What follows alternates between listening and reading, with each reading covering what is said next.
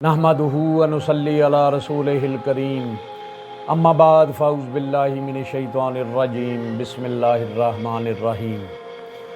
وضو کے اہم آداب۔ وضو کی نیت کریں۔ وضو سے پہلے مسواک کرنا سنت مؤکدہ ہے۔ قبلہ رخ پاک اور اونچی جگہ بیٹھ کر وضو کرنا بہتر ہے۔ وضو کی ابتدا بسم اللہ الرحمن الرحیم پڑھنے سے کریں۔ دونوں ہاتھ 3 مرتبہ دھوئیں، 3 مرتبہ کرلی کریں۔ روزہ نہ ہو تو غرغرہ بھی کریں، یعنی حلق تک پانی لے کر جائیں۔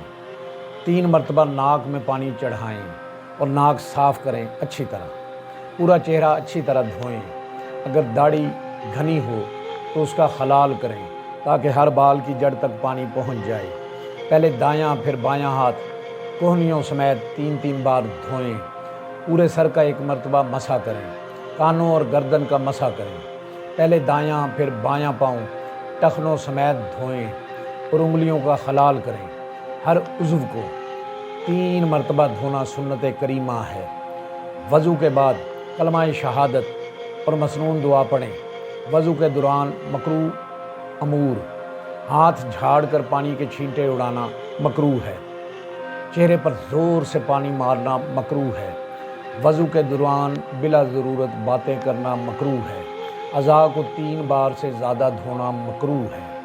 وسوسے کی وجہ سے پانی زیادہ بہانا مکروہ ہے۔ دھوپ میں بہت زیادہ گرم شدہ پانی سے وضو کرنا مکروہ ہے۔ ایسے تانبے کے برتن استعمال کرنا جو اندر سے کلی شدہ نہ ہوں مکروہ ہے۔ وضو کے فضائل: وضو گناہوں کو دھو دیتا ہے۔